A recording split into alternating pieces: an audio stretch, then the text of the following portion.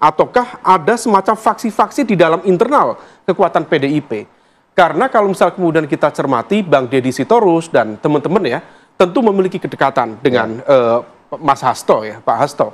Tetapi di saat yang sama kita juga mencermati kenapa misalnya ada partikel kekuatan lain di dalam PDIP yang justru di tengah kerumitan dan kompleksitas isu ini melakukan manuver yang begitu slow dan juga fleksibel.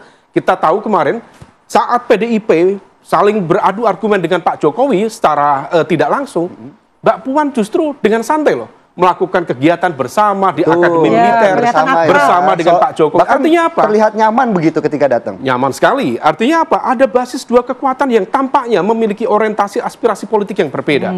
Nah, ini yang kemudian harus kita petakan secara cermat. Apakah kemudian ini menarasikan argumen secara kolektif PDIP ataukah tidak? Maka kita tantang, silahkan dibuka saja. Ya, dibuka. Mau mulai dokumen, mau mulai kasus-kasus besar, mau apapun itu, tadi utusan-utusannya, silahkan dibuka. Pak Jokowi kerap mengatakan, ya, saya tidak mempunyai beban apapun terhadap kasus-kasus, termasuk kasus Hasto.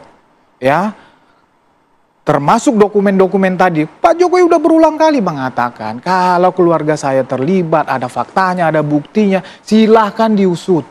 Ya, jadi Pak Jokowi nggak akan pernah takut ya terhadap manuver-manuver atau framing-framing yang disampaikan oleh PDIP ini, karena memang ini murni ini politisasi hukum supaya publik, padahal itu sudah ada survei itu publik itu percaya kalau Hasto ini memang terlibat kasus korupsi itu, dan PDIP cuma menutup mata terhadap ini. Ya wajar lah. Sepertinya PDIP ini terjebak, maju kena, mundur kena, ya udahlah kita maju aja lah. Kita terus aja bangun narasi-narasi. Iya, bangun narasi-narasi framing ini, syukur-syukur hakim terpengaruh, syukur-syukur publik terpengaruh, nggak bakalan dengan komitmen Pak Prabowo sekarang penegakan hukum, ya. Lihat aja sekarang vonis-vonis, ya. Yang kita melihat di sini adalah kasus Hasto ini terjadi setelah ada peristiwa ya yang terjadi kepada Pak Jokowi. Kalau kita merunut ke belakang, ini kan peristiwa 2019 lalu. Mengapa sekarang naik ketika Pak Hasto sebagai sekjen kami melakukan tindakan-tindakan yang legal secara partai ADRT memberhentikan Pak Jokowi. Kemudian kasus ini naik, maka wajar kemudian kita mencari kesimpulan ada apa yang terjadi. Dan kita menemukan kesimpulan-kesimpulan bahwa ada kekuatan politik kekuasaan yang mengintervensi kasus ini hingga naik. Dan telunjuk kita semua tertuju kepada selama ini yang kita duga bahwa tidak mungkin peristiwa ini terjadi tanpa adanya kekuasaan politik. Jadi kalau Bang Damanik tadi sampaikan bahwa ini dipolitisasi PDI Perjuangan, tidak. Justru PDI Perjuangan menangkal upaya politik kekuasaan yang mengintervensi kasus ini, yang ingin menghajar PDI Perjuangan secara opini. Karena kalau kita lihat peristiwanya ini kan hanya bermodal satu pihak. Sampai sekarang Harun Masiku tidak jelas di mana rimbanya. Kalau hanya bermodal chat WA menyuruh seseorang, kan harusnya dikonfirmasi dong kepada yang menerima percakapan tersebut. KPK sampai hari ini tidak pernah bisa mengkonfirmasi kebenaran chat itu kepada Harun Masiku. Jadi kalau kita bicara fakta hukum seperti itu, tapi saya tidak mau masuk kepada pokok perkaranya. Kita bicara tentang apa yang terjadi sekarang. Nah, kalau Bang Umum tadi menyampaikan ada kewajiban moral dari PDI Perjuangan membuka.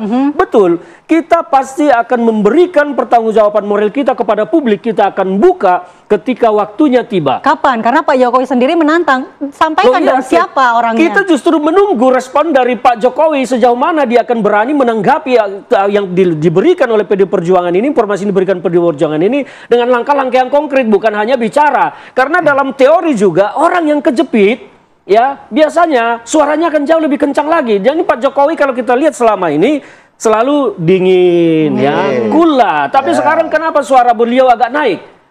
Itu pertanda bahwa beliau sedang kejepit, maka suaranya agak naik. Jadi kita lihat saja nanti PDI Perjuangan tentu punya langkah-langkah dan yang sudah diperhitungkan secara matang. Kapan kita akan membuka keran air, kapan kita menutup, kapan kita menyalakan api, kapan kita sebelum Lebaran ya kalau bisa ya kan. Saya tidak mau bicara tentang sebelum Lebaran atau tidak setelah Lebaran. Kenapa nggak mungkin Mas Deddy? Ya saya bilang ini cuma ngomong kosong, framing. Kembali lagi selalu ngomong kosong, selalu ngomong kosong. Yang terakhir apa? Ada narasi narasi lain selain ngomong yang kosong. terakhir apa? Yang terakhir berapa? Menggolkan itu revisi undang-undang KPK berapa miliar kan begitu. Kemudian ada utusan menteri juga ya. Sampai sekarang ada nggak? Yang sebelumnya juga kan begitu semua ini. Tapi katanya reaksinya akan kencang kalau kejepit. Benar nggak kejepit? Kemudian tadi Bang Ferdinand menyampaikan yang nyari karena udah terjepit. Sebetulnya yang nyari siapa sih? Kok dibalik-balik? Kalau Jokowi itu kan cuma merespon. Baru sekali ini dia, wah ini udah kelewatan ini ada batasnya. Responnya nyari. Kenapa? Ya? Karena terjepit. Jadi udahlah PDIP. Kalau PD Perjuangan ya wajar sebagai politisi itu dari dulu bersuara. Karena memang itu patronnya. Kalau Pak Jokowi kan semua lihat selama ini dingin. Kenapa sekarang nggak panas? Karena ada sesuatu yang kena di jantungnya. Ya kita lihat aja nanti. Tapi Projo akan mendorong Pak Jokowi melakukan langkah apa nih kalau sudah dipancing-pancing seperti ini terus? Katanya kan memang menunggu momen yang tepat, menunggu reaksi Pak Jokowi begitu. Ya gini, seperti aku bilang tadi, ya pendukung sebetulnya ini udah nggak sabar ya Pak Jokowi diperlakukan seperti ini. Tetapi kalau bicara tentang hukum kan itu kan harus dianalisa. Saya bilang tadi, ini PDIP ini, Deddy Sitorus ini juga pintar kan sebetulnya dia nggak nunjuk, langsung Jokowi yang kirim utusan, Jokowi melakukan ini kan nggak begitu sebetulnya. Sementara pertanggungjawaban pidana kan harus yang bersangkutan kan perorangan. Jadi seperti saya bilang ini kan hanya framing ya, membangun opini publik supaya syukur-syukur nanti juga hakim akan terpengaruh. Saya bilang nggak akan terjebak lah ya. Kita bisa pelajari. Terakhir ini putusan hakim itu bagaimana? Tadi Bang Umam udah bilang di KPK itu hampir 99% akan vonis ya. Jadi saya lihat ini PDIP ini takut. Enggak lah, PDIP enggak ada takutnya sama sekali. Akan terbuka. Tadi dibilang 2019. Justru kita menunggu. Ini juga dibalik-balik. Justru kita menunggu. Siapa aktor kekuasaan di balik ini? Kenapa 2019 atau 2020 itu ini tidak naik? Nah, ya justru kita menunggu di persidangan. Itu harusnya ditanya ke Pak Jokowi. Ya makanya karena statement itu pun pernah keluar bahwa selama ini katanya beliau yang melindungi sehingga tidak naik. Siapa yang bilang? Ada dong, baca di media. Nggak ada, Pak Jokowi mana pernah ngomong begitu. Jadi justru kita menunggu siapa sebetulnya aktornya, aktor kekuasaan itu di 2019 atau 2020 kasus ini tidak naik. Bahkan kita dengar dari mantan-mantan penyidik KPK, Hasto dekat sama Firly. Hasto dekat sama Firly. Pada saat itu Firly sangat powerful di KPK. Jangan-jangan ini penyebabnya. Ya kita tunggu aja. Pak, ayo dong, balas begitu. Justru dari pendukungnya. Oh iya, geram ini kan begitu. Saya rasa itu perlu dilakukan Pak Jokowi. Jadi seperti saya bilang tadi, emang cobalah kita lihat ya, banyak ketua umum partai, banyak sekjen partai yang terlibat dalam korupsi.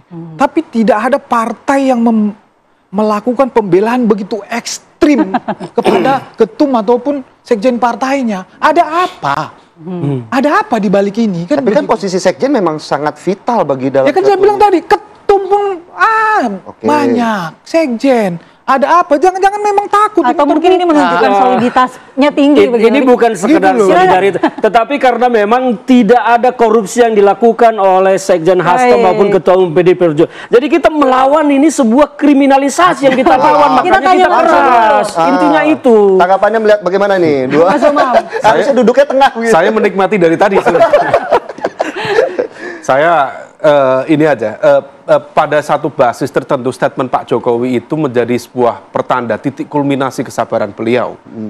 Sabar ada batasnya itu artinya apa? Sudah menyiapkan sebuah rencana untuk melakukan serangan balik. Bisa saja itu sebagai sebuah ekspresi titik batas kesabaran, tetapi juga di saat yang sama kalau misal dalam tradisi perang kita mengenal terminologi civis pacem parabellum. Kalau mau damai, bersiaplah untuk berperang. Dan kita ingat, pra-peradilan pertama Pak Hasto kalah, pra-peradilan kedua Pak Hasto kalah, dan kemarin sudah masuk dalam fase dakwaan di peradilan. Artinya ini kasus akan digarap dan most likely hampir tidak ada satupun kasus yang ditangani oleh KPK kalau sudah masuk dalam proses dakwaan kemudian lepas, kecuali di pra-peradilan. Ini sudah masuk dakwaan lepas. Kalau misal kemudian kena, kita masih ingat sudah ada rudal-rudal dari Rusia yang dipersiapkan untuk Pak Jokowi. Maka saya memahami apa yang disampaikan oleh Pak Jokowi bukan semata-mata sebagai ekspresi biasa. Dan Pak Jokowi bukan warga negara biasa. Tentu ada banyak informasi-informasi intelijen yang cukup valid dan juga informatif yang beliau terima. Dan itu adalah bagian dari proses penyiapan diri beliau. Nah, oleh karena itu, kita bisa memahami ini kalau misal kemudian dilepas, ini bisa menjadi perang bubat antara Pak Jokowi dan juga PDIP. Dan ini tentu dibutuhkan kedewasaan masing-masing. Tetapi begini, ini juga menjadi catatan juga bagi teman-teman di PDIP. Karena kalau misal kita runut ya dari konteks informasi adanya utusan itu, dan itu kan informasi pertama di-leak oleh salah satu podcast, sebuah media ternama, diinformasikan representasi dari aparat penegak hukum. Let's say apapun itu dari jabatan perwira tinggi. Kalau misal kemudian kita merujuk pada informasi itu, besar kemungkinan either Kejaksaan Agung, Attorney General Office, atau kepolisian, Polri.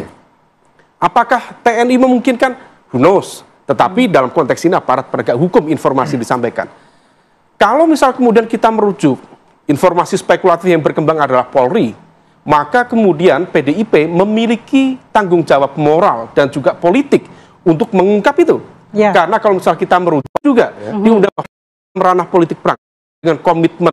Ada kasus-kasus lain yang coba Di basis sebelumnya bahwa bukan hanya soal dia membawa pesan. Permasalahannya apakah rudal ini akan diluncurkan atau hanya akan disimpan? Seperti apa, Bang Freddy? Saya sepakat dengan Mas Umam, ya. Maka kita tantang, silahkan dibuka saja, ya dibuka. Mau mulai dokumen, mau mulai kasus-kasus besar, mau apapun itu, tadi utusan-utusannya, silahkan dibuka. Pak Jokowi kerap mengatakan, ya, saya tidak mempunyai beban apapun terhadap kasus-kasus, termasuk kasus Hasto, ya. Termasuk dokumen-dokumen tadi, Pak Jokowi udah berulang kali mengatakan, kalau keluarga saya terlibat, ada faktanya, ada buktinya, silahkan diusut.